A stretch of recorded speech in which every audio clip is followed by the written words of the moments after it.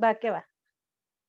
Bien, hola amigos, bienvenidos nuevamente a una sección más del podcast del profe. En esta ocasión tenemos una invitadaza, una excelente maestra y mejor ser humano. Con nosotros la maestra Carla Poli. Ahorita nos va a platicar un poquito más de ella y nos va a dar su nombre completo, para ver si le gusta que le digamos Poli o Carla. Bienvenida.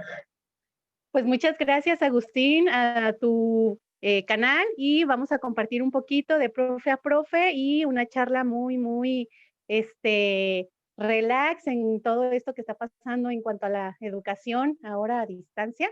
Y bueno, mi nombre es Carla Lisset Poli Becerra, yo soy licenciada en Educación Especial con una especialidad en trastornos neuromotores y también soy maestra, tengo la maestría en terapia infantil con modelo de terapia breve sistémica. Excelente. Ahí como lo vieron, súper preparada la maestra, con mucha experiencia y sobre todo con muchas ganas de hacer las cosas como se deben de hacer, ¿no? Por el fin en común que tenemos todos los docentes, que es que al niño le vaya muy bien, tanto en su vida personal como en su vida académica. Pues bienvenida maestra, estás en tu espacio. Vamos a empezar con algunas Claro. preguntitas que te queremos hacer. Por ahí el auditorio nos puede comunicar, nos puede mandar inbox, nos puede mandar algún mensajito diciéndonos si tiene alguna pregunta para la maestra, porque tendremos otra parte en unos días más, que ya será en vivo. Ahorita estamos a distancia, pero ya nos veremos después en vivo. Bien, Muy bien. entonces, ¿cómo te gusta que te digan? Poli, Carla o Elizabeth dices también, ¿no? Ajá. Siempre me han dicho Miss Poli y como que ya me puse la camiseta y así me gusta que me digan los papás en la escuela, mis alumnos, mis pacientes por ahí también, me Miss dicen Poli Miss todos. Poli y, y No, así me pues gusta, me siento así te vamos a cómoda. decir entonces. Miss Poli, bienvenida y continuamos. Mira, tenemos aquí un pequeño subtema o subtítulo, como lo queramos nombrar, el cual nos da preámbulo a lo que vamos a hablar el día de hoy, que es educación preescolar en pandemia. ¿Qué ha pasado? Mira, el otro día platicamos con la maestra Ivette sobre en primaria, qué pasaba en primaria, qué había sucedido, qué situación pues estaba atravesando tanto el docente como el alumno y el padre de familia. Y en esta ocasión, en preescolar, yo he visto, no sé si a ti te ha tocado, pero he visto en varios colegios, en varias escuelas, que la matrícula ha bajado enormemente, sobre todo en maternal y en primero de preescolar, que son como que las edades en las que al niño se le conflictúa a lo mejor este nuevo sistema a distancia. Habrá algunas estrategias que digan, ¿sabes qué? Con esta el niño puede permanecer en un entorno escolarizado, pero es como que el mayor reto preescolar ante esta pandemia. ¿Qué retos has encontrado tú, Poli, en este tiempo que ya son casi 9 meses de pandemia? Entonces, ¿qué retos has encontrado tú teniendo ahora sí que experiencia en varios sectores de la educación preescolar?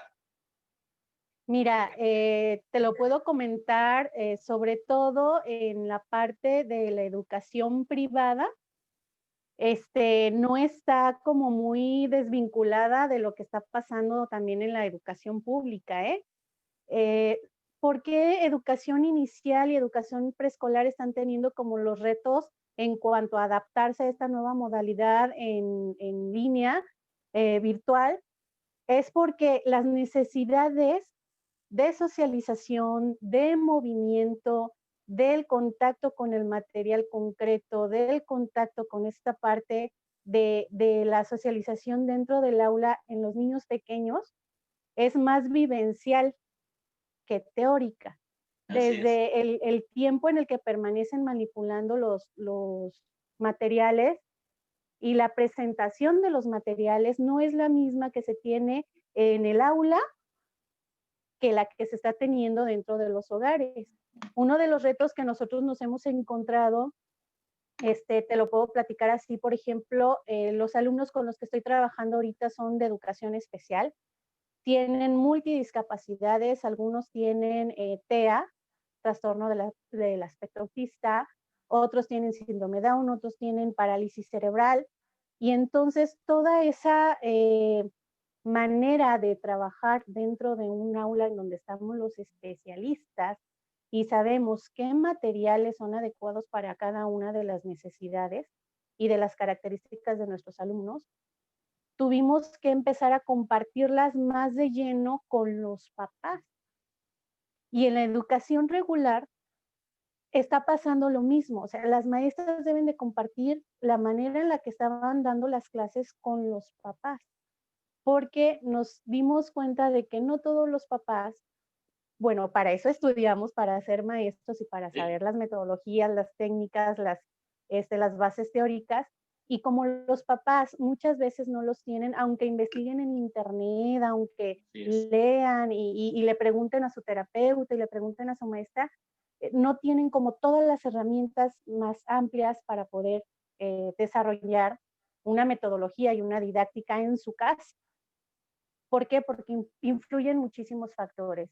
El factor del trabajo del papá en la casa, en donde debe de presentarse un espacio súper tranquilo, como si no hubiera niños en casa, y entonces a los niños se les está prohibiendo como esta parte del ser niños en su espacio natural, en donde pueden ser niños. Y la otra parte en donde también en su mismo espacio se les está llevando esta dinámica de es tiempo de estudiar y entonces la que era tu área de juego ya no es, ya es tu área de estudio. Y la parte en la que empiezan a recibir los contenidos a través de un monitor, a través de la tablet, cuando la tablet era para jugar y estaba lo divertido, ahora mi tablet ya no es divertida. Ya no puedo ver los programas que me gustan, las canciones que me gustan, ya tengo que pasar mucho rato viendo la tablet con contenidos que no estoy comprendiendo porque me falta esta parte de la manipulación concreta. Y entonces Fíjate, esos son los retos. fíjate que tienes razón, me dio un poco de risa porque sí, decías una tablet, el niño quería, cómprame una tablet, pero para jugar, no, nunca era con fin educativo. Si bien hay escuelas que desde el principio meten la tablet para que empiecen a trabajar, pues no se veían así. En este caso, la atención pues disminuye, ¿no? Porque pues estaba buscando para otra función. El niño que se va adecuando apenas a saber lo que es un aparato electrónico y todo eso, pues de algún modo ahí va adaptándose, pero el que ya tenía la noción o tenía la experiencia de usarlo solo para jugar, pues sí fue más complejo, ¿no? Y aparte, el tiempo de exposición a los Ujú. aparatos, Ah, ese es a otro. los dispositivos electrónicos está generando sustancias mucho más, de muchas más, creo que sí es dopamina, si no, Sí. por ahí vamos a corregir, Ujú. y empiezan a acelerar y es como si les estuviéramos dando cucharadas de azúcar Sí. pura a nuestros peques. Están Y entonces estimulados, sobreestimulados. sí, es lógico que cuando ellos terminen la parte del estudio, porque sí me ha tocado en que tengo unas sobrinitas muy bellas por ahí que están en un colegio, pero empiezan clases con su Miss desde las 8 de la mañana hasta las 12 del día. Imagínate todas estas horas en donde de 8 a 9 es una maestra, de 9 a 10 entra otra, y entonces los pequeñitos de preescolar están sentados todas estas horas con cada uno de sus maestros. Y entonces, normalmente el maestro de al final dice, es que a mi hora ya no me están poniendo atención. Así No, es. pues es que ya tienen 3 horas sentados frente al monitor o a la tablet, ¿no? Y esta parte del dictado y que copien, de que se tienen que presentar yo he visto unas exposiciones preciosísimas que yo digo, Dios, esto no lo hizo un peque de preescolar.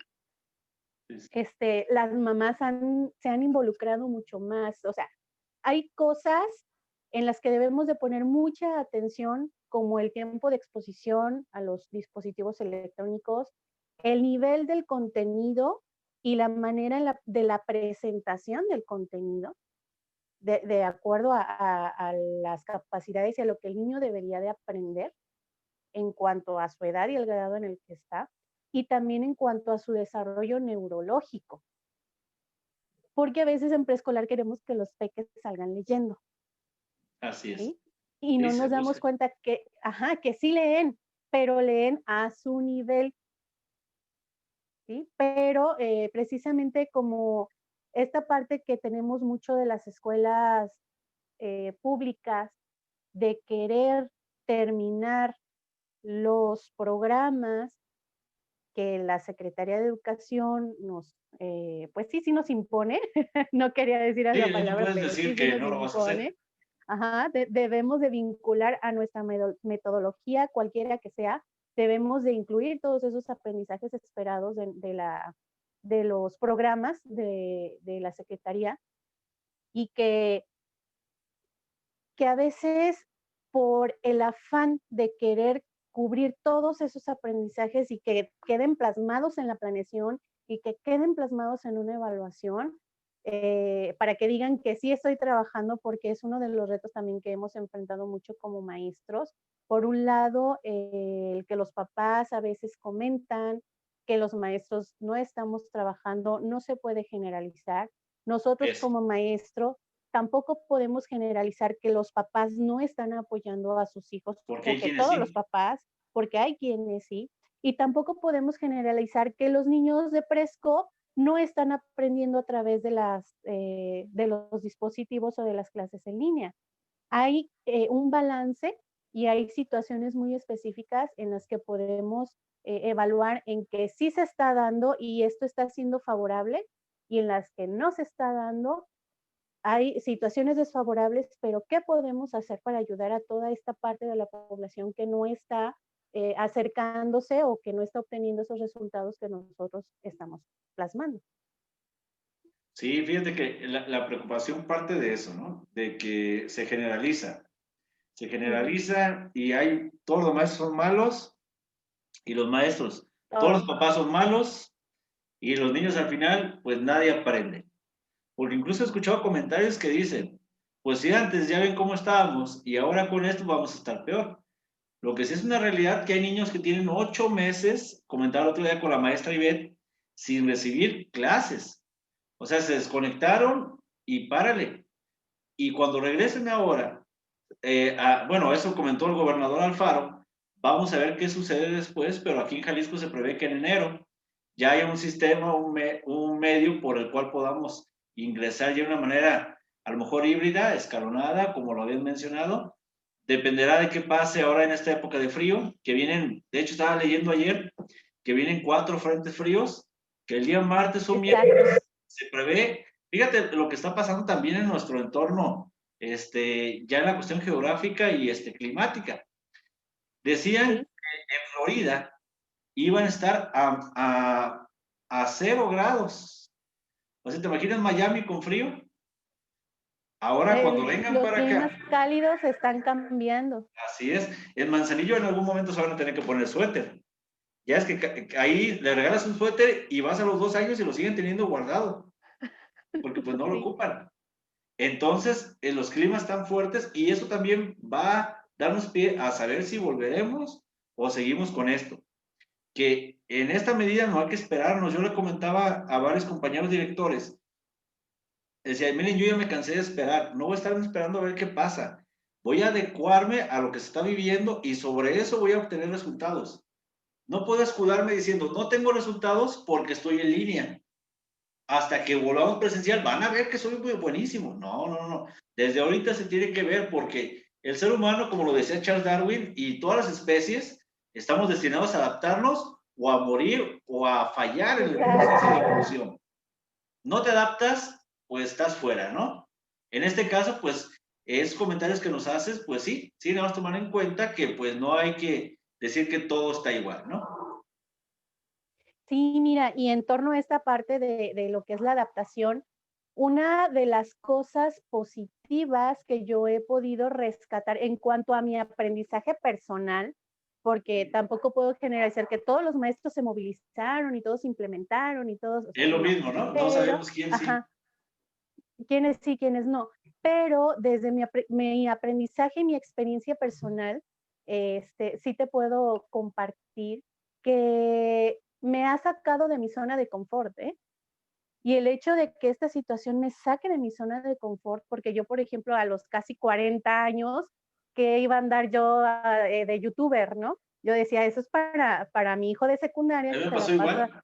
Exacto, que se la pasa haciendo sus stop motion y con sus monos.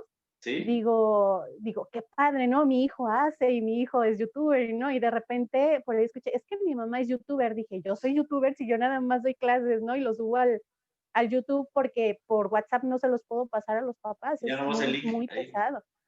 Ajá, y entonces cuando me empieza mi hijo a hablar en un lenguaje, o más bien yo le hablo en un lenguaje que él entiende, dije, mira, qué padre que toda esta parte de la pandemia me Te saca de mi llevó a zona de eso, confort, a tener ¿sí? empatía con Sí, sí, y no es que no hablara su lenguaje, sino que ahora entiendo lo que términos él que usan. pasa, ¿sí? Y a veces yo no entendía esa frustración que él sentía cuando se le movía una piecita, porque él hace videos foto por foto. Cuando se le movía una piecita y ya no le quedaba y volvía a empezar, y yo decía, ahora entiendo la dificultad que él tiene, porque no creas, Agustín, subir un contenido educativo, pedagógico a una red en la que se dispersa en instantáneamente y mucha gente lo comparte y entonces debes de estar bien preparado, conocer bien la metodología que estás implementando para que sustentes bien el trabajo que estás compartiendo en esa página. Es mucha responsabilidad para nosotros los docentes que nos aventamos a hacer este tipo de De contenido, ¿eh? No es contenido. fácil. Y Así. también tiene mucho que ver en las herramientas, eh, en la autoestima también del maestro, porque te expones, ¿no? O sea, A abres mucha como gente. a mucha gente, a muchos otros profesionales que también pueden decir, ¿sabes qué? Dijiste esto y esto no iba. Y entonces esa parte de estar abierto también como a la observación, a veces te llegan críticas positivas, a veces te llevan críticas negativas, finalmente son críticas y son observaciones, pero uno como profesionista sabe si los toma a favor o si los toma en contra.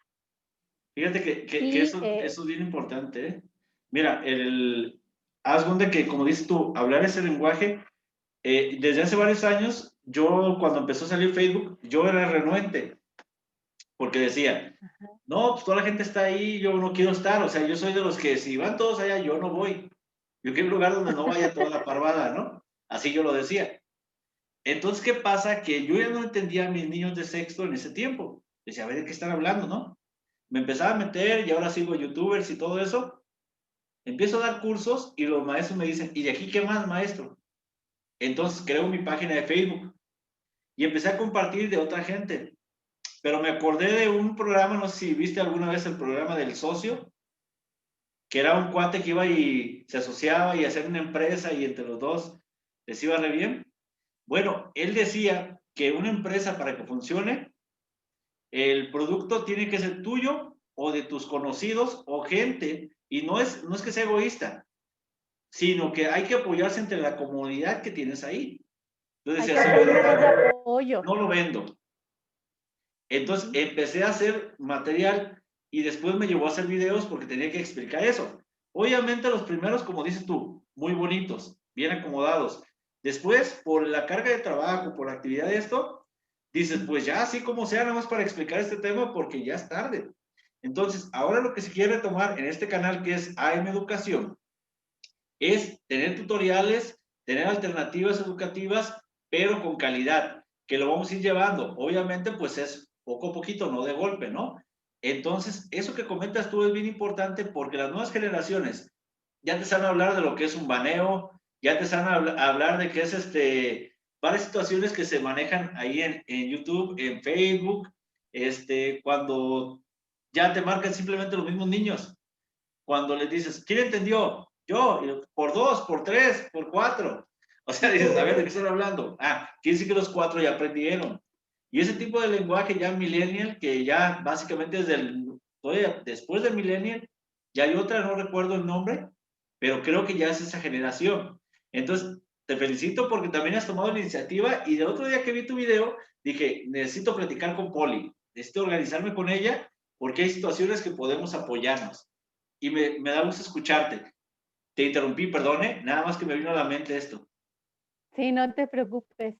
Y bueno, en esta parte de cuando el profe o Ajá, la maestra empiezan a buscar las estrategias para poder enseñarle de una manera más atractiva, porque también esta parte del preescolar en educación especial hemos tenido como equipo de trabajo, yo como maestra titular de preescolar tengo un equipo de trabajo en el área de comunicación, de trabajo social, de psicología, los diferentes especialistas en cuanto a terapia de basal con el método Doman, eh, y que a través de las propuestas que yo hago y que evalúo a mis niños y digo, este niño está en esta etapa, este en esta, este en esta, este en esta, este tiene esta discapacidad y estas características, y aunque tengo varios niños TEA, eh, todos tienen autismo, pero aún así cada uno tiene una Grado, característica, sí, un grado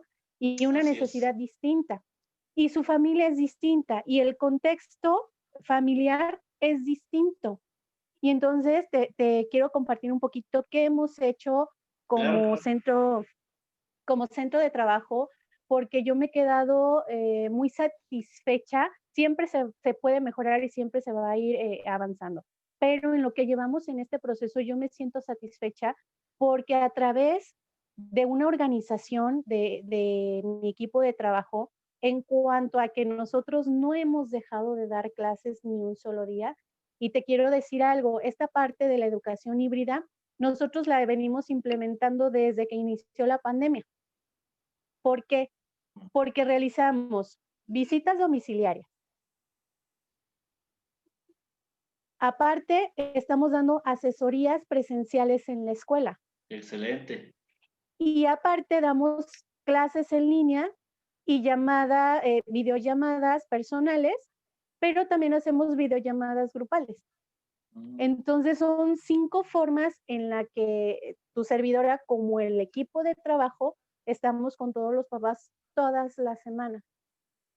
Entonces no podemos decir que se ha descuidado como esta parte. Quiero platicarte algo que ha sido muy bonito y muy humano el ir a conocer las casas de ah, los sí, alumnos. sí. Sí, me Teníamos imagino. miedo porque pues siempre es como esta parte del legal en la que uno como maestro se debe de proteger. Te Tú sabes arriesgas que a muchas cualquier, cosas.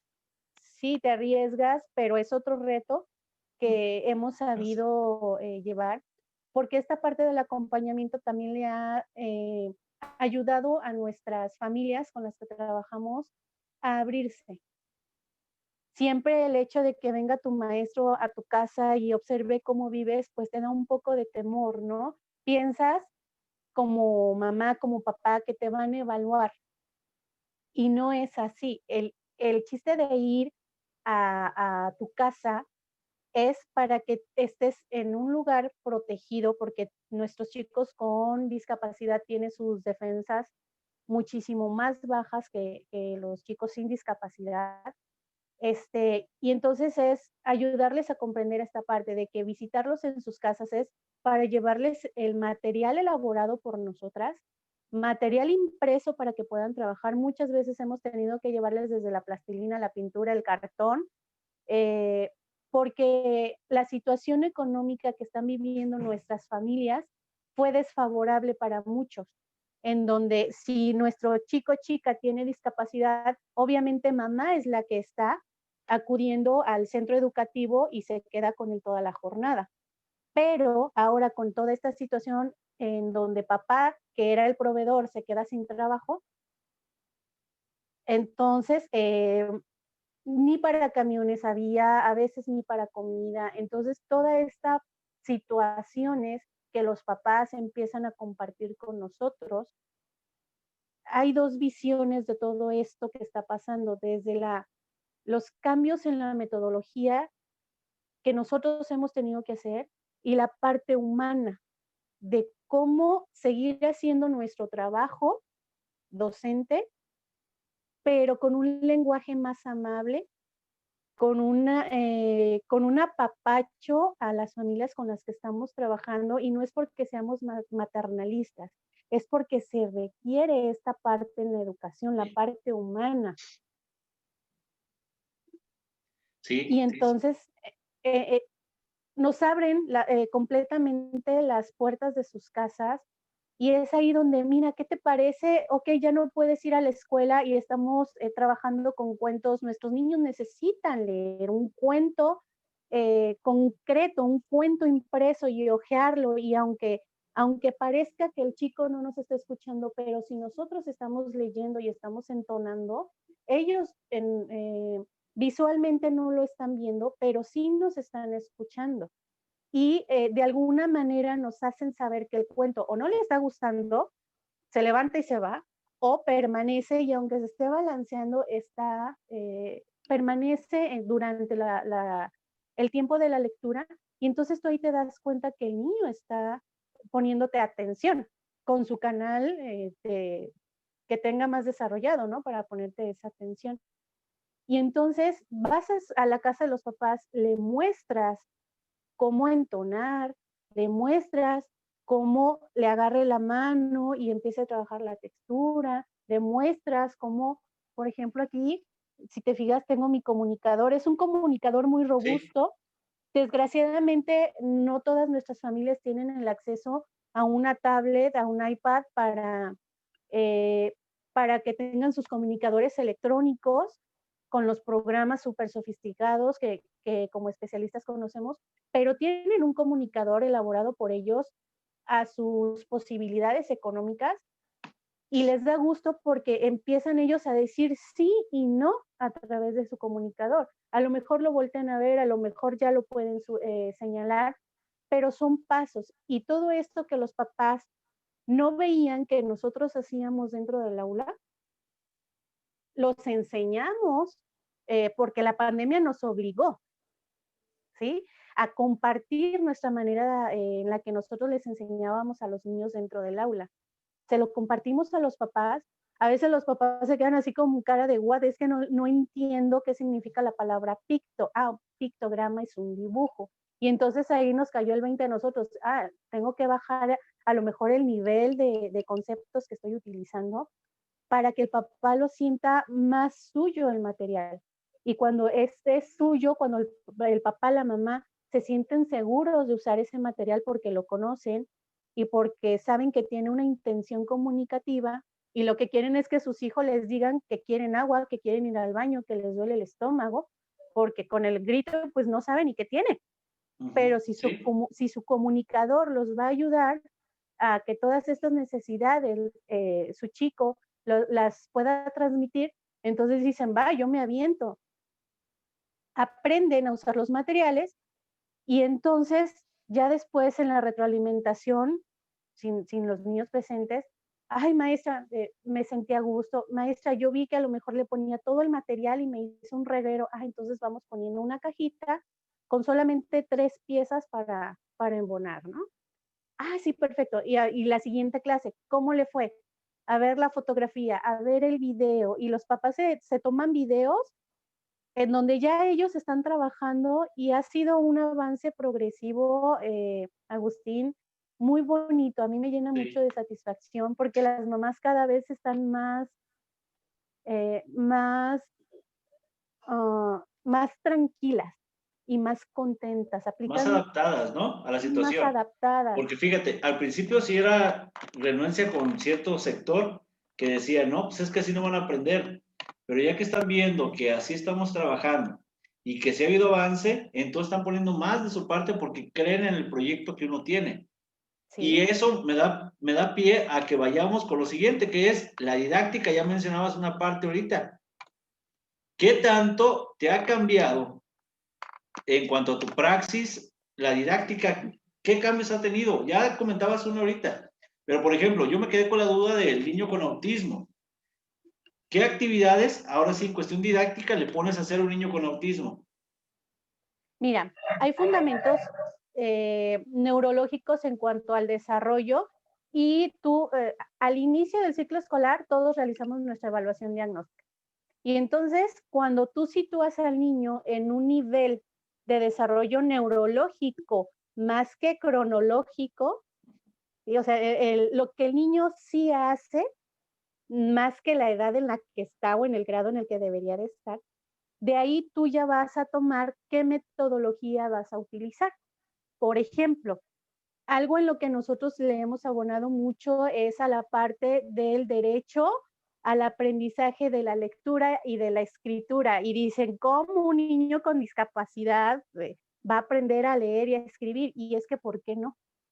Así es. ¿Sí? Sí, Creemos que porque no tiene una comunicación oral o porque no tiene no vas a ver. contacto visual, no va a ponerle atención y entonces, ¿cómo va a aprender a leer?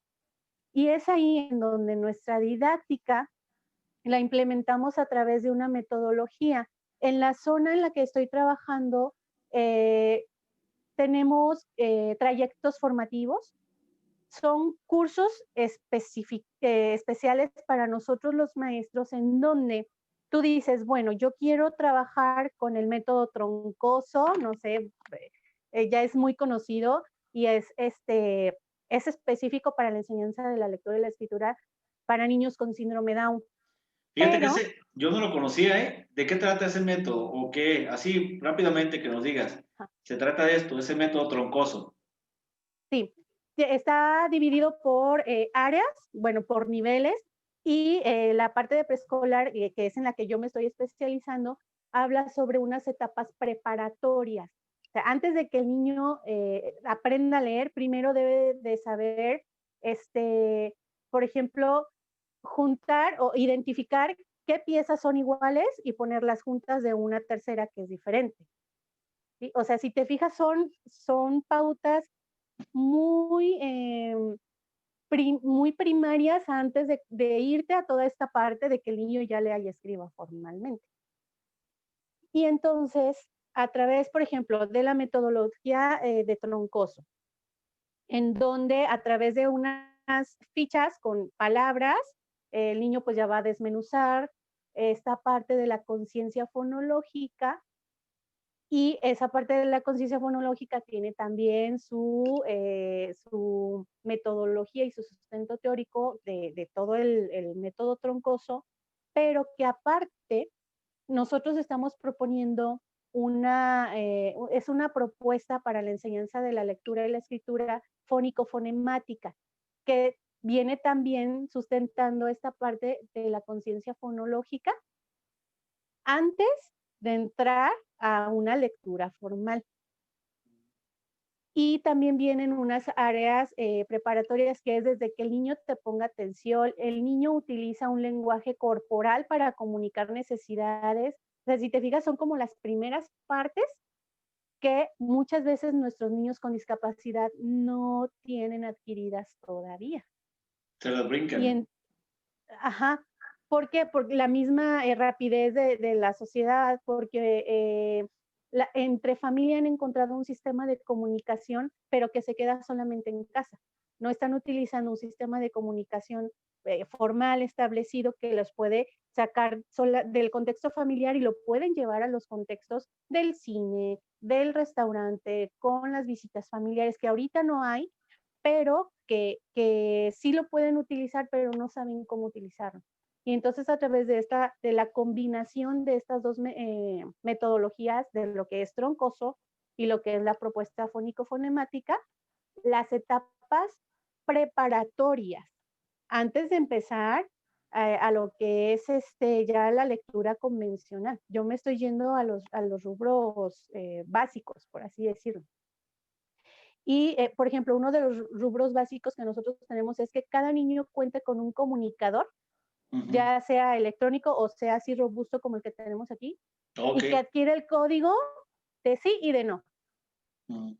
Cuando el niño te sabe decir, pestañear, eh, tratar de producir el sí, te lo señala el sí y el no. Cuando tú le haces una pregunta de sí y de no, el niño está leyendo. Pero esto es algo que nos tuvo que sacar a nosotros de nuestros paradigmas mentales en las que decíamos el niño tiene que leer el sí con una palabra. Aquí dice sí y el niño debe decir sí. Pero si yo le pongo una palomita y el niño sabe que la palomita, porque ya tiene un código establecido a través de sus pictogramas, y el niño me pestañea así o voltea para donde dice sí cuando yo le pregunto algo, y está leyendo el niño. Y entonces como docente debo de estar bien trucha para ver todas esas señales, que es diferente a un niño que no tiene una discapacidad. El niño sí, o sea, te puede contestar y, ajá, de alguna manera súper clara te hace saber que el niño está entendiendo que sí, ¿sí? Te lo dice claramente, sí. ¿Y qué estamos haciendo nosotros? ¿Cómo está quedando plasmado todo esto? En el DUA, lo que es el diseño universal del aprendizaje, eh, había algo que a mí era como mi coco. Yo decía, es que tengo 5 niños en mi grupo TEA y 2 con parálisis cerebral y otros 3 con síndrome Down. ¿Cómo voy a hacer una planeación realmente inclusiva? Porque estos 3 niños más o menos tienen el nivel y entonces hacía un subgrupo, el subgrupo A, y estaban estos 3 niños con características similares. Y luego, ay, estos otros 2, 3 tienen también estas características parecidas y entonces hacía un subgrupo B. Y dentro de la planeación ponía, esta actividad con este cambio es para el subgrupo A y hasta el punto B va para el subgrupo B. Y entonces yo decía, es que siguen estando divididos, siguen estando en subgrupos. Y eso no era una verdadera planeación inclusiva. Fíjate que ahí hay otra cuestión. A mí me pasó en alguna ocasión observar que, por ejemplo, en los exámenes, ¿estás de acuerdo que el examen no es igual para todos? Porque hay más si tienen una situación, ¿no? Ese es un error que cometemos mucho los docentes, que ese ya sería otro tema para otro video, pero a lo que voy es de que creemos a veces que darle más tiempo a ciertos niños ya su adecuación, que el hacer el mismo, pero es el mismo examen, o sea, al final de cuentas es el mismo.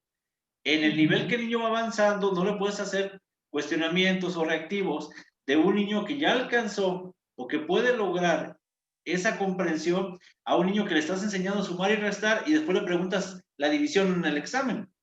Entonces, ¿qué haces? El autoestima, la frustración, tristeza de los padres, íbamos bien, siempre no, y siendo todo producto de una mala evaluación y como dices tú, no hubo esa parte en la cual tomáramos en cuenta todo lo que necesita el niño, tanto para evaluación desde la didáctica en ocasiones.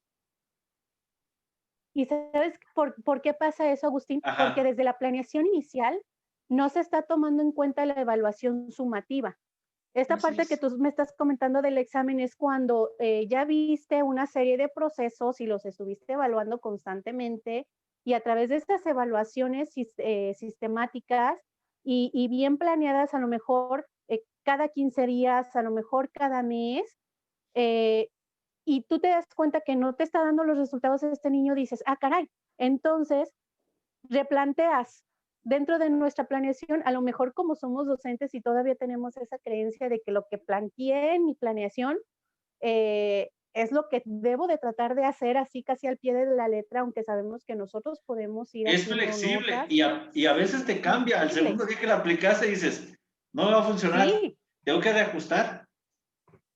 sí, pero nos da miedo hacer esos ajustes, precisamente por la Por los evaluación que contenidos, viene. ¿no? También. Sí, no, no es por el contenido, es por la evaluación que viene hacia nosotros como Ah, ok. docentes. Sí, sí, sí. Entonces, a ver, van 3 veces que cambias la planeación, ¿qué está pasando? Pues es que van 3 veces que yo me doy cuenta de que esto no está funcionando. Ya busqué la manera 1, la manera 2 y la manera 3.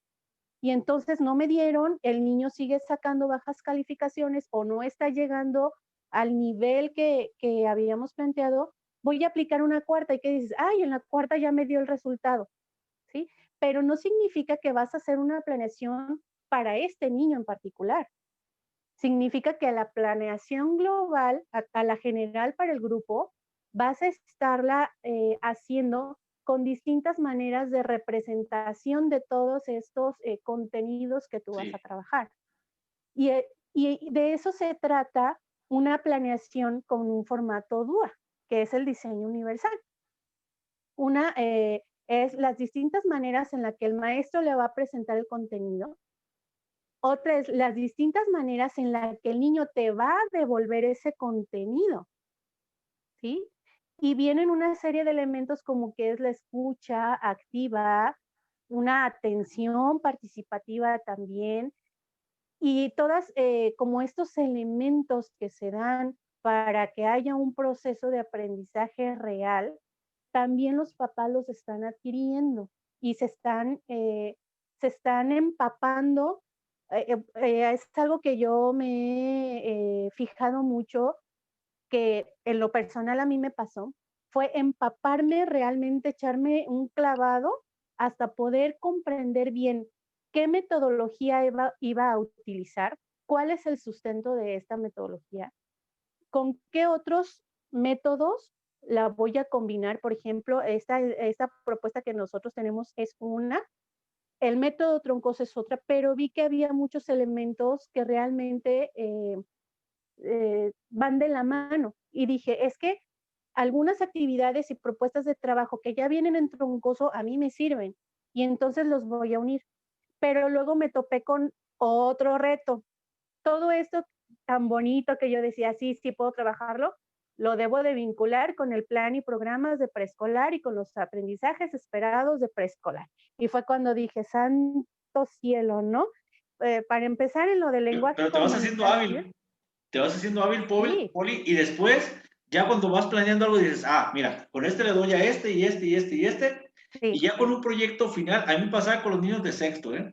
A mí me pasaba que trabajaba una máquina compuesta, con eso ya veía desde máquinas simples, veía desde sí, geografía, veía desde historia, español y matemáticas, y ese englobaba todo. Entonces, el niño ya se va con la idea también de que todas las asignaturas son importantes. Y como dices tú, y todo va cuadrando, pero al principio sí era, a ver, ¿qué hago? Ya después ya como que solito te va saliendo. sí. Y dentro de todos estos aprendizajes que a ti te marca una currícula, que te marca la metodología, que Sí, te marcan desde que viene plasmado ya en la planeación y te vas dando cuenta, ¿sabes qué? Yo tenía estos 3 aprendizajes esperados para el trimestre, en el campo formativo, por ejemplo, a lo mejor de pensamiento matemático, y de estos 5 niños, 2 no los lograron. Y no es que no los hayan logrado a la par, los trabajaron y no los pudieron consolidar, pero eso ya tiene que ver con sus características propias de la misma discapacidad y desde hasta dónde toda esta parte de uh, su aprendizaje les va a permitir acceder o no les va a permitir acceder. Y nosotros de educación especial estamos muy conscientes hasta dónde ya no se puede avanzar en esa parte, pero hay otros aspectos en los que sí podemos avanzar. Por eso nosotros tenemos mucho bueno, yo tengo mucho esta frase de que no subestimemos, ¿sí? No demos por así es. hecho de que los niños con discapacidad no pueden aprender a leer, no pueden aprender a comunicar o no pueden aprender a escribir o a utilizar un dispositivo electrónico o incluso los proyectos de vida que se hacen ya en grados más arriba. En preescolar todavía no hacemos proyecto de vida, pero ya cuando los chicos entran a partir de primero de primaria ya comienzan a tener esos acercamientos y nos damos cuenta hasta dónde están las visiones a futuro de los papás. Y es ahí donde decimos, oh, a ver, hay que subir como toda esta parte de la visión a futuro de tu hijo y qué quieres para él, qué quieres que aprenda. Y si tienen un negocio familiar, vamos dándole a esta parte del negocio familiar, pero ya es en grados más de primaria y de taller laboral. Nosotros no tenemos secundaria, pero cuando terminan primaria pasan a sus talleres laborales y bueno, ahí es en donde ya vemos que se ponen en práctica, que son nuestros casos de éxito en el centro, desde todo lo que vienen estudiando y practicando desde el nivel preescolar, porque preescolar es la base, tengan o no tengan discapacidad, preescolar es la base. Y si en preescolar nosotros como docentes o como papás coartamos estos derechos que ellos tienen al aprendizaje, a la comunicación, al obtener información de diversas fuentes y de diversas formas, ahí estamos nosotros haciendo omisión. Y la omisión es Es parte parte, de es de cómplice. la, sí es cómplice Sí, y éticamente no podemos estar haciendo omisión, ni como padres de familia, ni como docentes. así es. Entonces, estamos conscientes de que una metodología bien sustentada y buscamos las estrategias para aplicarla, como la estés llevando, a lo mejor, fíjate que como docentes también tuvimos miedo, de salir y de contagiarnos. O sea, esa es también como la otra parte. Podemos estar súper Pero es una cosa, preparados. probablemente yo esté mal o esté tocado, pero yo no. Sí me salía con las protecciones, pero miedo nunca he tenido. Sí, He tenido miedo por mis compañeras, porque digo, tienen familia y todo eso y hay que cuidarlas bien y eso. Pero realmente tú dices, si es algo que tú te llegas a enfermar, pues tuve y quédate claustrado 15 días. Un día me enfermé, yo pensé que era eso porque me sentí pues muy mal. mal. Entonces llegué a la oficina, cerré la puerta y me acosté en el suelo y dije, si no se me quitan 3 minutos, me voy. Entonces me sentí horrible y inmediatamente les dije, no se metan, no toquen nada a la oficina, déjenla cerrada hasta que yo venga. Y me fui. Ya fui directamente y pues todos ya ves que era la moda, tienes eso, ¿no? Digo, espérate, vamos viendo la prueba. Ya fui, me hicieron la prueba y pues que no tenía eso.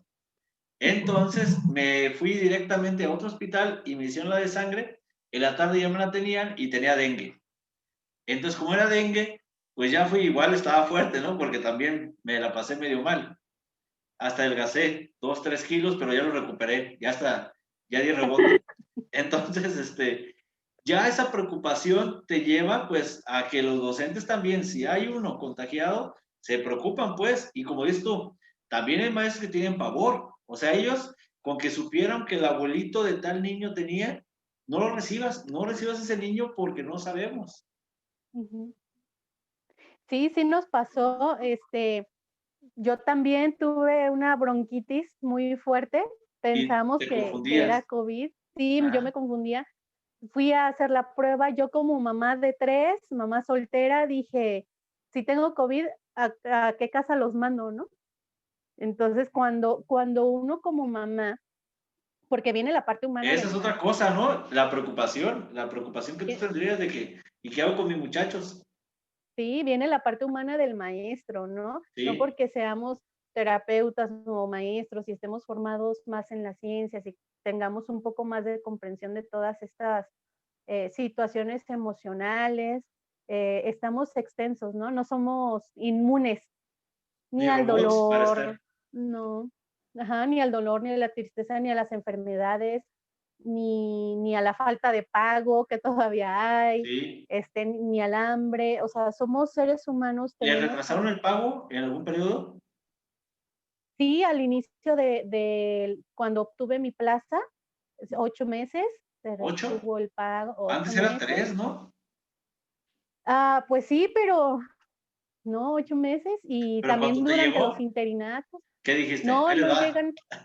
no llegan retroactivos y por Ah, ahí, ¿no? bueno, tú sabes que ya dentro Ajá. de lo que es, SEP, hay por ahí, algunas situaciones que a veces como docentes, queremos hablar, pero como personas y ver los riesgos que corre nuestra familia al Sí, estar en poblados a 6 7 horas lejos de nuestro lugar de residencia, solos, sin dinero, entonces te lleva a ser, adaptarte, como tú dices, ¿no? A ser resiliente y cambias tu manera de vivir. Entonces, en lo particular, cuando yo vivo toda esta experiencia de irme sola, de dejar hijos encargados, de no comer, de dormir en el piso porque se te acaba el dinero. Entonces, aprendí a ser una persona más positiva. De todo esto malo que me está pasando, ¿qué tengo de bueno? Porque tienes que agarrar algo de donde aferrarte, ya sea tu fe, ya sea una persona que te puede ayudar, de tus mismas herramientas personales que tienes para aferrarte a lo poco positivo. Y no significa que niegues lo que te está pasando, sino que lo reconoces, lo aceptas y empiezas a trabajar. Y cuando se viene la pandemia, yo dije, mira qué chistoso, toda esta dificultad que yo viví hace 2 años, que yo me gano la plaza, pero yo ya tengo casi 15 años de experiencia en colegios y en otras Sí, sí, sí. dependencias. Cuando te Digo, conocí mira, estabas todas en el esas, México, ¿no? estuve en el México, estuve en el Frevel, estuve en Ah, ¿estuviste el, aquí en el Agus? sí, estuve en el August ¿Cuánto y tiempo luego estuviste aquí? en el August estuve ciclo escolar y medio, pero porque me fui a ser maestra del CREN. No, Fui, eso sí. ajá, fui maestra de maestros, ahora sí, y estuve ahí No, qué 5 bien. años, ¿sí? Y luego ya, pues de ahí, todas una serie de dificultades que yo ya había vivido. Y cuando llega la pandemia, dije: "Mira, vamos viendo todo lo positivo de esto". Estuve más con mis hijos, me tuve que organizar, tuve que aprender en cuanto a tecnología muchísimas cosas, prepararme mucho más, perder el miedo a estar frente a las cámaras, porque si bien ya había dado cursos en maestrías y en diplomados de otras instituciones que me han invitado a participar, No es igual, de ¿verdad? manera presencial, sí, no es lo mismo.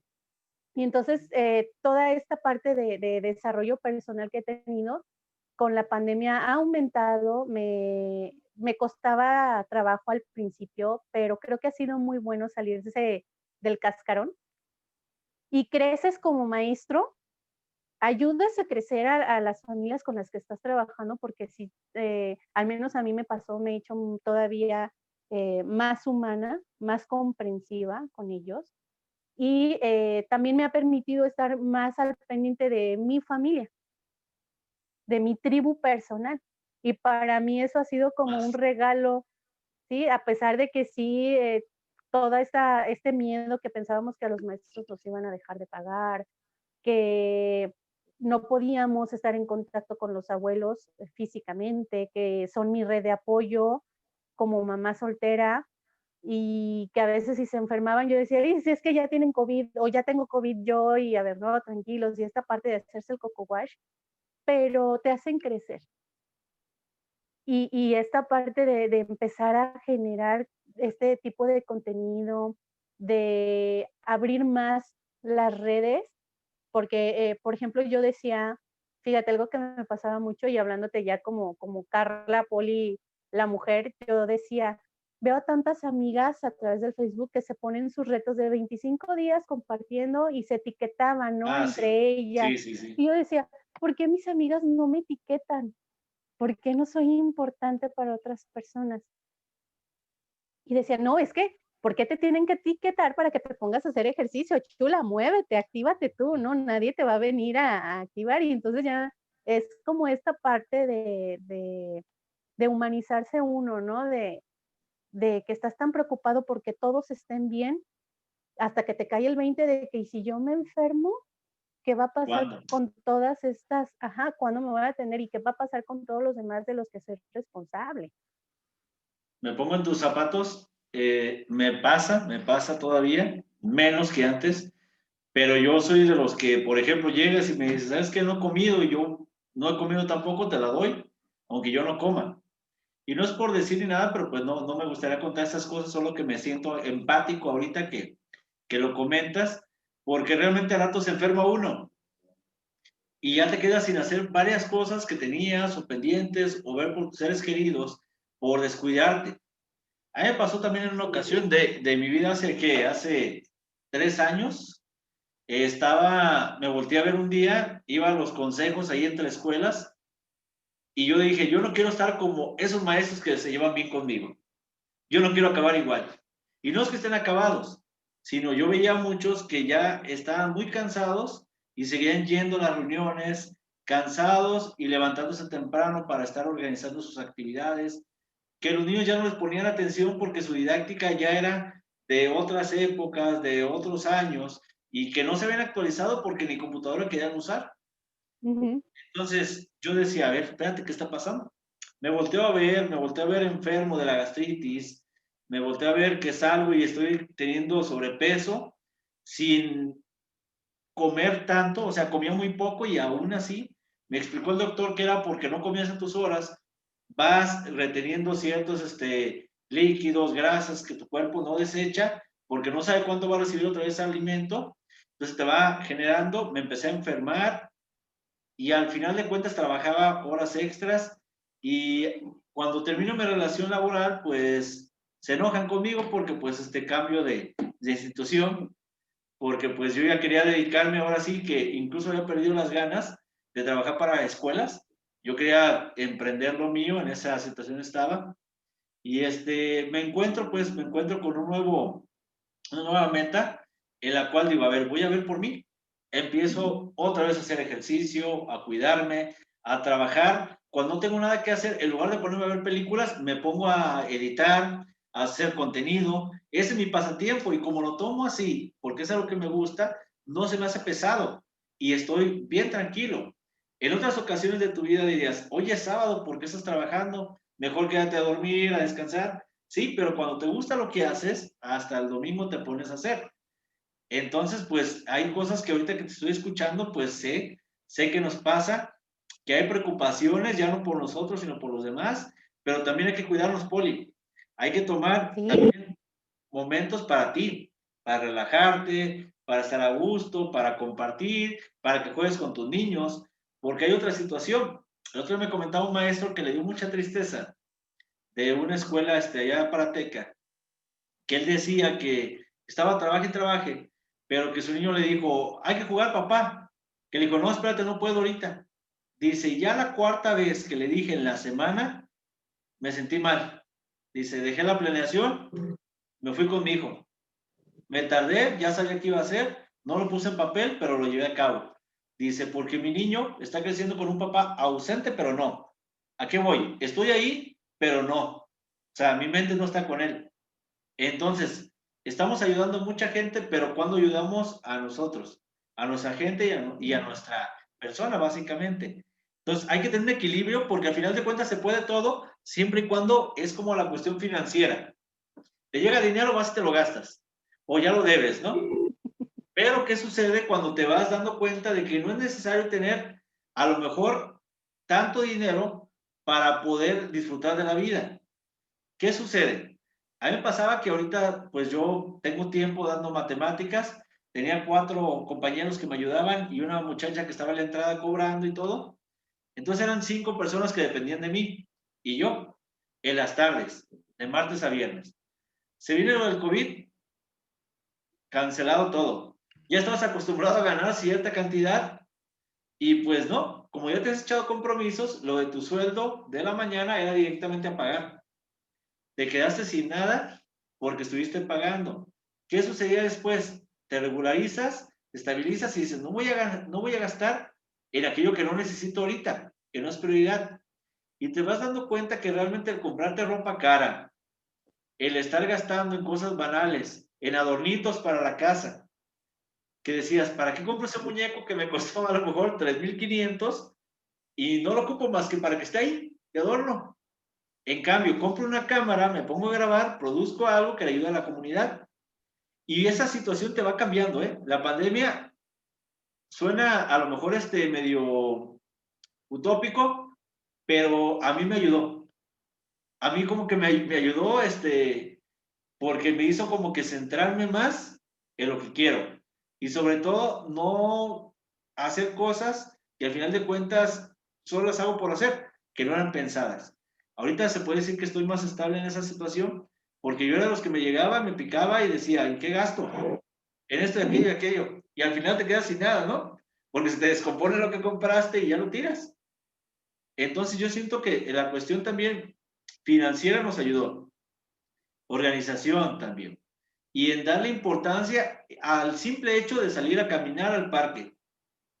¿Por qué? Porque al estar encerrado, ya al ver una plantita decías, qué padre, disfruta lo que tienes. Y no lo hacíamos, nos queremos ir a otros países, Poli. y no conocemos México, no conocemos simplemente la ciudad de Guadalajara, con todos las zonas, con Tlaquepaque, Tonalá, Tlajomulco, todo. No lo conoces bien y ya te quieres ir a otro país. Hay lugares en Chiapas hermosos, en Michoacán no se diga también, y no los conocemos por querernos ir. Entonces la pandemia nos ayudó también a estar valorando cualquier salidita que tengas. Ya no, mira, está un conejo, órale. No dices, qué bonito conejo, ¿no? Entonces, quieras o no, pues es algo que nos está ayudando a crecer. Desafortunadamente fue de repente, pero así nos ayudó. Y ahorita pues yo me siento contento porque ya me estoy adaptando a esta situación. Mira, platicabas un poquito hace rato de las adecuaciones, de cómo las teníamos que hacer. Ese tema para trabajarlo nos llevaría más tiempo porque es un tema bien interesante, que ya ves que ahora ya cambió de adecuación curricular, ya tiene otro nombre. Sí. Entonces, eso nos lleva para trabajar en equipo de 4 o 5 personas un día y compartir experiencias y ver qué te funciona a ti, qué me funciona a mí, qué le funciona al vecino, ¿no? Avances. ¿Ha habido avances durante este proceso? Definitivamente. En cuanto a avances de aprendizajes y de habilidades para la vida Ajá, de mis alumnos con discapacidad de nivel preescolar, ha habido avances. excelente. Avances en cuanto al desarrollo y apertura de las familias, los papás o los cuidadores, porque también trabajamos con los abuelitos que los cuidan. Ha habido avances, ha habido se ha ampliado el léxico que utilizan, ya no se nos quedan viendo con cara de what de ¿y cómo hago esto? ¿Y qué Qué me está palabra diciendo, dijo? no? Sí, ha habido avance en esto, ha habido avance en cuanto a nuestro aprendizaje como docentes. Sí es mucha responsabilidad, ya te lo mencionaba hace rato, y realmente te tienes que dar un chapuzón a sustentar bien tu práctica. Sí, Y esta parte de avanzar en cuanto al sustento y el seguir, autoevaluando mi práctica, me ha hecho avanzar bastante. Ya, cada vez son menos esta parte de no me funcionó.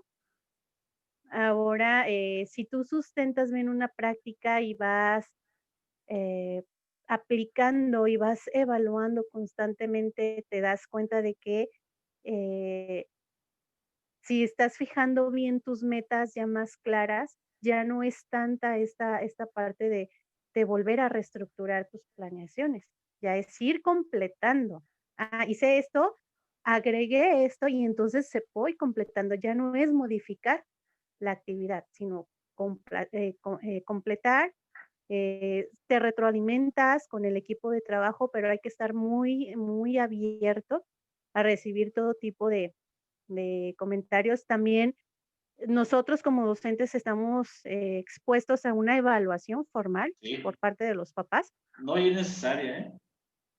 Sí, y sin miedo, ¿eh? Así Sin toda es. esta parte Como de dices si los tú, papás, sustentas, perfecto, te va. exacto, y si los papás ven que el niño está avanzando, eh, ellos se motivan a trabajar Sí, más, a continuar, y empiezan a entender más los materiales, se apropian de los materiales. Nosotros nos apropiamos de la metodología, ellos se apropian también de los materiales y de cómo hacerlo con su propio estilo familiar y a sus posibilidades, y los niños van avanzando y te genera, o bueno, a mí me ha generado, tranquilidad, me ha generado motivación de continuar haciendo, de buscar más estrategias. A lo mejor un día les estoy poniendo, un gusanito por aquí atrás, pero otro día ya estoy, con una mesa llena de material concreto y paso a paso cómo lo tenemos que hacer. Otro día ya estoy buscando un cuento que se relacione con ese tema. O sea, ir como innovando en esta parte del cómo se va a hacer y enseñarles a los papás paso a paso ese cómo. fíjate que otra cosa que felicitar también a las escuelas, a los compañeros docentes, a los que imparten cursos, porque ha habido muchos cursos gratuitos ahorita en esta época, y eso es de felicitar también a la comunidad educativa que se ha puesto las pilas y no esperar a la Secretaría de Educación, sino decir, ¿sabes qué? Yo sé hacer esto, pongo ese anuncio y quien quiera, bienvenido y vamos a explicarles esto, ¿verdad? Como dices tú, que esté fundamentado todo nuestro quehacer, porque sucede algo. No sé cómo te fue a ti en la escuela, en la normal. Estudiaste en la normal para docente, ¿verdad? En la Normal Superior de Especialidades de Jalisco. Es específica para ser maestro de educación Es especial. especial. Ah, ok. No la anexa, la que es. Bueno, la anexa, pues la del CREM. Sí, no, no, yo estudié aquí en Guadalajara, Ajá. pero ya después de toda mi formación como inicial como docente, me voy a ser maestra de jóvenes que se están preparando para ser maestros y es cuando me toca toda esta parte de conocer los programas de las 3 licenciaturas. Fui maestra en la licenciatura de primaria, de preescolar y también de especial. Entonces, y luego también me toca esta parte de la reforma.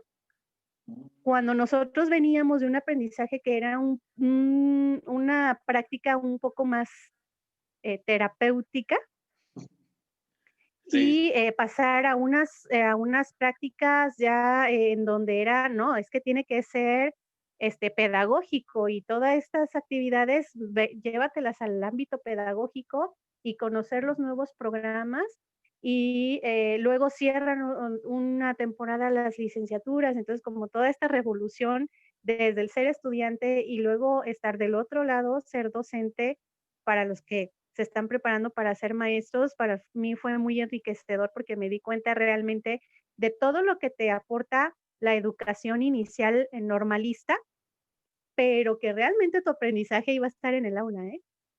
Oye, y ahora también diste un gran paso.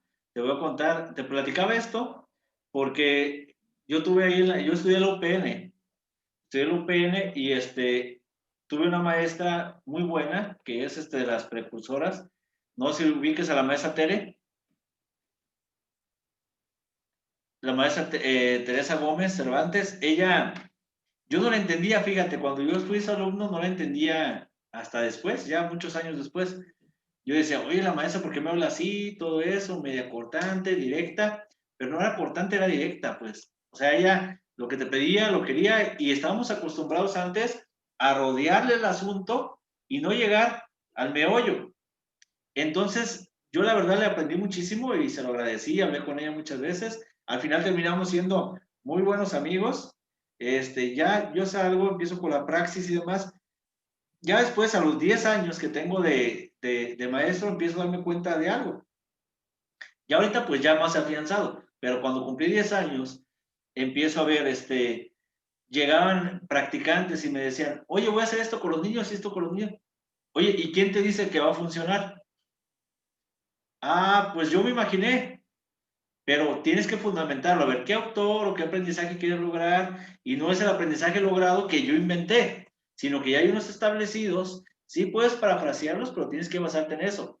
¿Y en qué autor valida lo que tú vas a hacer? No, pues es que yo lo vi en YouTube. No, espérate, pues vamos a ver si funciona, ¿no? Después, ahora, aunque te lo dijo un autor, ¿crees que el contexto del grupo permita que funcione? Porque ese es otro boleto. Había mucha gente que me pedía que les diera el método Singapur. Le digo, ¿ese saben dónde funciona bien? En Singapur. Le digo, porque realmente nuestro contexto es diferente. Tú puedes tomar, como dices tú, hace rato que te escuchaba, me sentía muy ad hoc con ese tema, porque decía, si este método te sirve algo, tómalo. De esto te sirve esto, tómalo. Cada método tiene algo importante, por eso el mejor método no existe. Tú lo vas a adecuar, vas a tomar cosas buenas de cada uno y adecuarlo a tu contexto inmediato, la cuestión particular con tu grupo. Entonces, de ahí el mismo grupo te va a ir pidiendo. De ahí surge algo, que es el modelo del experto o el juicio ideal, ¿no? Que ya empieces con el modelo del experto y te llega un niño, tienes 8, siempre, porque este método marca que cuando tienes tienes 8. Y onta lo demás, ¿no? Pues ya. Y el modelo ideal, es que el grupo pasado era buenísimo. Esto para ellos era pan comido. Ustedes no saben, ¿cómo es posible que no sepan? Comparas ya. Entonces, si no logran tu expectativa como docente, el niño ya está mal. Y pues no tiene que ser así, ¿no? tienes que, ahora sí que yo la llamo justicia educativa, darle a cada quien lo que merece, ¿no? No puedes darle a uno más si necesita poco. No puedes darle a uno poco si necesita más. Es que mi hijo maestro no pone atención en las clases. Es que no es reto para él. Es algo muy sencillo. Se aburre y empieza a jugar. Que es algo que nos pasaba a varios. Pero no porque fuéramos súper inteligentes, no. Sino porque no se te daba en la necesidad que tú presentabas. Y tiene mucho que ver esto, Agustín, en, en los modelos con los que nosotros aprendimos. Sí, así es. Y venimos de un modelo en el que el docente te avienta los contenidos, ¿no? Te dice cómo se hace paso 1, 2 y 3 y tú lo replicas, ¿sí? Pero, ¿qué está sucediendo con esta parte y en las comunidades de aprendizaje que estamos desarrollando nosotros? Vemos que la metodología o la implementación de las metodologías y de todas las estrategias que vamos a llevar a cabo no se centran en los supuestos, ni en las creencias, ni en Así las es. necesidades del Así es. maestro. Deben estar centrados en las necesidades de los niños y en sus intereses propios. Nosotros generamos al inicio del ciclo una serie de provocaciones. ¿Qué significa esto? Presentamos islas de trabajo con una serie de materiales desde pintura, cuentos, títeres, cosas del hogar, comida, texturas, rompecabezas, y vamos dejando que cada niño explore las mesas y vemos su interés en la mesa en la que se estacionan. Ellos me están diciendo que esa es su preferencia. Y los proyectos dentro del aula se van a trabajar con la reunión, con hacer el vínculo de todas esas preferencias de los niños, y en base a esas preferencias vamos a realizar nuestros proyectos, pero estos proyectos los vamos a sustentar con estas metodologías, Así es. pero le estamos centrando el aprendizaje de acuerdo a lo que los niños nos están diciendo que necesitan, no, porque también hacemos esta parte de preguntarle a los papás qué necesitas que tu niño aprenda. Y lo que tú necesitas es lo mismo que tu hijo necesita, y es ahí donde dicen, ah, no, pues no, No, no, ¿no? así es. Ajá, y entonces lo que el niño, el papá o los abuelitos y la maestra quieren que aprenda es lo mismo, y como dice uno, cada cabeza es un mundo, ¿verdad? Y entonces, ¿cuál de estos tres actores de la educación, qué es, o cuál de los tres actores es el más importante? El alumno. Mm. Y entonces es ahí donde decimos, es que no voy a utilizar método troncoso por utilizar método troncoso, sino porque es el que me está dando las pautas para poder ayudarle al niño a que desarrolle o a En que esa pase necesidad. esas etapas que tiene atoradas, y con estas estrategias que tiene este método, lo voy a ayudar a que brinque esa etapa y que llegue al siguiente nivel con el número de estrategias y hasta poniéndome la nariz, ¿no? De payaso si es necesario. Pero este método es el que me está sustentando que este niño lo requiere. Pero si continúo siendo un maestro en el que yo digo, es que en preescolar los niños deben de ver esto, esto, esto y esto, porque deben de salir leyendo en el preescolar, entonces me estoy quedando corto como docente, ¿no? Y hay quienes dicen, no, pues es que hay niños que sí tienen las habilidades y hay niños que se les da.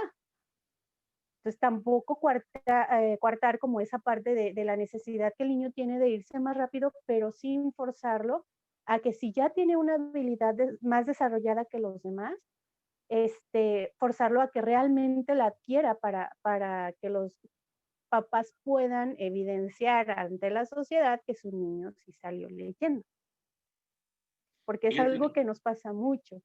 fíjate que eso me lleva a otra reflexión. Hace algún tiempo vi una imagen ahí en el Facebook que tenía cómo obtener, por ejemplo, un área, y venía, no sé si la viste, que venía gradualmente bajándole la complejidad, que empezaba así sí.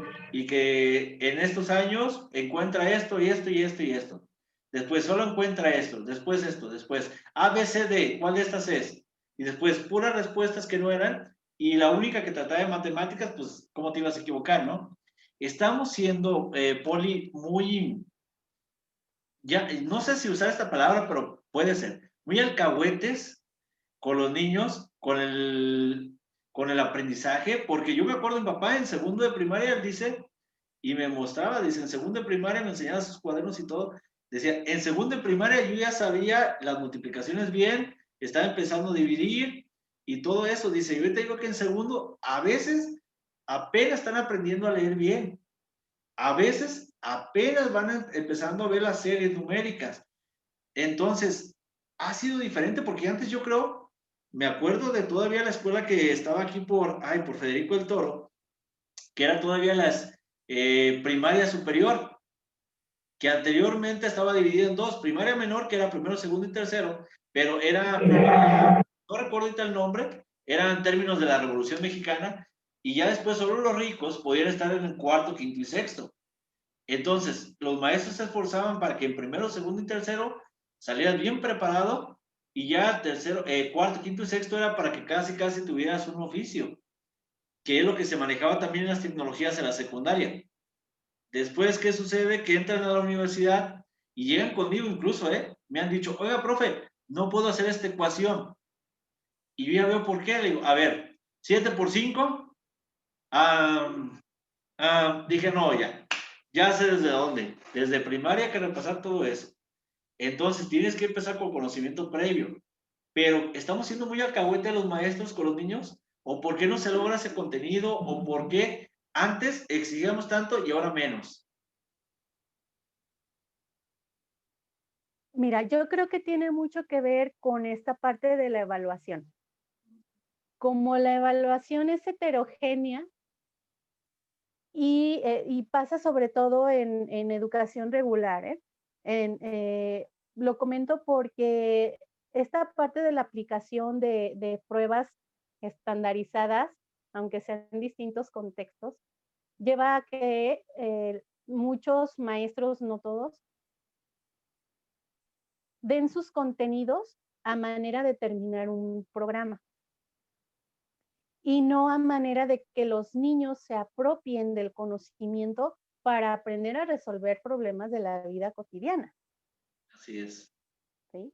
Y entonces cuando el alumno no le encuentra el significado del para qué va a aprenderse una ecuación o del para qué va a aprenderse una fórmula, pues no le encuentra sentido No y es estudia relevante, lo para olvida. no es relevante y entonces el aprendizaje significativo no se está dando, Así es. está aprendiendo en el momento de pasar el examen. Y entonces muchas veces esta parte, por eso los niños crecemos y llegamos a la etapa adulta pensando que las matemáticas no nos gustan. Y Así no es que es. las matemáticas no nos gusten, es que no le encontramos la aplicación de las matemáticas a nuestra vida cotidiana. Y muchas veces cuando somos adultos elegimos carreras que no tengan la materia de matemáticas para no enfrentarnos a ese reto cognitivo Sí, que es correcto. traemos arrastrando desde primaria menor, ¿no? Desde chiquititos, porque no estamos reconciliados con las matemáticas. Yo te voy a confesar, yo me reconcilié con las matemáticas hasta los 26 años. Cuando Yo me igual. atreví, Y ahora me cuando me dedico a eso. atreví, sí, fíjate, a agarrar un material y empezar a manejar, a manejarlo, y dije, yo sabía restar, pero nunca entendí, o más ¿Por bien no había qué? entendido, ¿Por qué era por qué le prestaba uno el del otro lado y por cuándo qué se era convertían en sustracción? decenas, hasta que yo a mis 26 años me animé a agarrar material concreto y empecé a como a desmenuzar toda esta parte ¿Con que quién mi empezaste? cerebro ¿Con lo la maestra sabía, Tina? ¿sí? Mira qué bien. Y me reconcilié y yo dije, ¿cómo voy a permitir que si yo ya sé esto, sigan saliendo generaciones peleados con las matemáticas? Sí. Y entonces ahí fue cuando dije, no, es que todo esto que yo he aprendido hay que compartirlo, no tiene por qué haber un celo profesional, no. Mientras más conocimiento y más se comparte, Así pues es. más se expande. Y es esta parte de la responsabilidad, ¿no? Social que tienes. Si sabes algo, compártelo. Cada quien le va a poner su estilo, su timbre, su manera de compartirlo. Y los que están reproduciendo ese aprendizaje también van a tener su manera de poderlo compartir con otros y así se van haciendo las redes de aprendizaje. Pero cuando no nos animamos a salir del cascarón y te quedas pensando que las matemáticas no te gustan porque no te gustan, porque son feas las matemáticas, vas a seguir con esa mal sabor de boca que te da. Imagínate que elegiste una carrera, por ejemplo, chef, y llega tu hijo de secundaria y te dice, papá, es que no entiendo la ecuación. Es que yo elegí una carrera que no necesitaba matemáticas porque no quería enfrentarme, pero la vida te va a llevar a situaciones en las que las vas a tener que utilizar. Tiene que Y es en cambiar, donde ¿eh? empieza. Sí, Tiene que tiene que cambiar el cambiar. sistema, el modelo y todo. Aquí en la escuela metimos la clase de habilidades para la vida, que implica trabajar con la cuestión emocional de los niños, financiera, con la cuestión también de informática. ¿Por qué? Porque sería padrísimo, así como lo quiso hacer Jairo hace algún tiempo aquí en el Héroes. Saludos, Jairo, si nos estás oyendo y viendo. De meter pues las habilidades blandas que él menciona mucho, ¿no? Que ya ves que ahora trae lo de los congresos y eso, los invitamos, ¿eh? Si por ahí lo ven a Jairo Osorio, pues ahí asistan, es muy buena su contenido y sus charlas que nos está brindando. Bien, eso es lo ideal, o sea, eso es lo ideal, enfocarte en potencializar las habilidades de los niños. ¿Qué hacía el modelo estadounidense hace algún tiempo? Eso. Un niño bueno para atletismo lo metía, le daba beca y demás, potencializaba eso. Desafortunadamente, desde la revolución industrial no hemos cambiado mucho. Preparamos trabajadores en lugar de emprendedores, dirían por ahí, ¿no? El plan es que el niño aprenda, que disfrute lo que hace, pero con una convicción de que le va a servir para el futuro, de que es una habilidad que necesitamos. En ocasiones nos enfocamos en le llaman la carrera de la rata, no sé si la has escuchado. La carrera de la rata trata lo siguiente. Habla de que tú eres un profesionista, te esfuerzas para lograr tus estudios trabajando y como tú quieras, lo logras. Después dices, puedo ser empleado, pero quiero ganar más. Ahora me esfuerzo, hago la maestría y sigues ganando lo mismo porque estás pagando la maestría y tus libros y todo lo demás, sigues ganando lo mismo.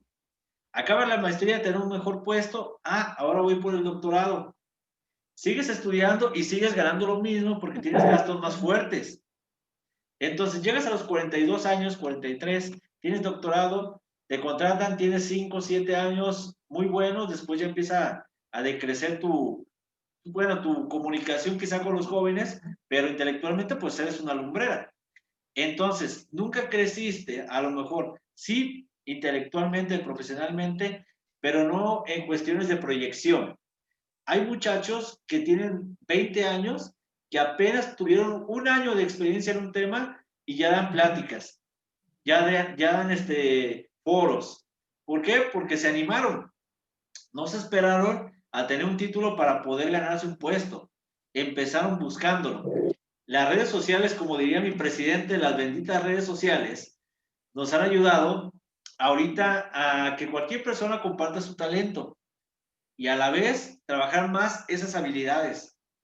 Y mediante las redes sociales nos llega la información, nos llegan los tutoriales, nos llegan estrategias de qué hacer. Yo tenía un compañero en la prepa que él sabía más que los abogados y él solamente era el que les ayudaba a llenar formatos, a ir al juzgado y todo, pero él sabía más, ellos solo firmaban. Y nunca le gustó. Dice, yo si me meto ahorita para ser abogado, voy a ser de los mejores porque tengo los contactos, tengo el conocimiento y apenas empezaría a estudiar la carrera. Pero él, ¿qué fue? Práctica, práctica, práctica, práctica. Y lo dejamos de lado. Entonces, ¿qué necesitamos cambiar? No llenarnos de información, llenarnos de habilidades. ¿Qué es lo que tenemos que poner con mayor énfasis. Hay niños que les cortamos las alas porque no supieron quién era Benito Juárez. Ah, no, reprobaste, no sabes quién era Benito Juárez, no, ni modo, imperdible. Entonces no pasaste al siguiente trimestre, al siguiente semestre, al siguiente cuatrimestre, y por eso nada más. Entonces, pero el niño era muy bueno para la oratoria, el niño era muy bueno para hacer negocios, el niño era muy bueno, muy creativo, pero porque un dato no se le quedó grabado, ya no lo dejamos crecer.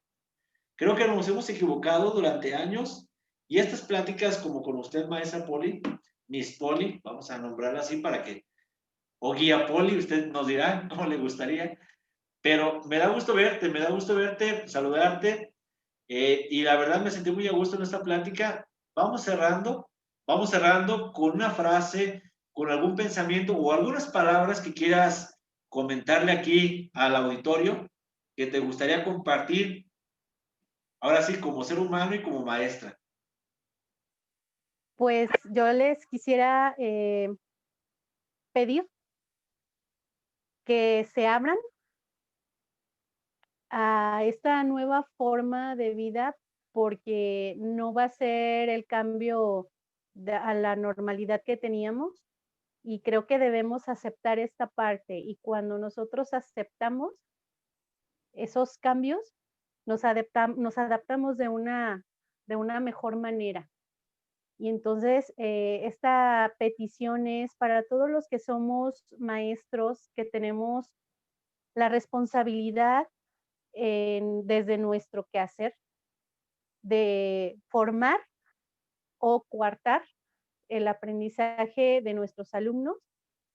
Realmente nos evaluemos y reestructuremos nuestras formas, porque sí hay muchos compañeros que se han puesto la camiseta para innovar, pero también es cierto que hay compañeros que no.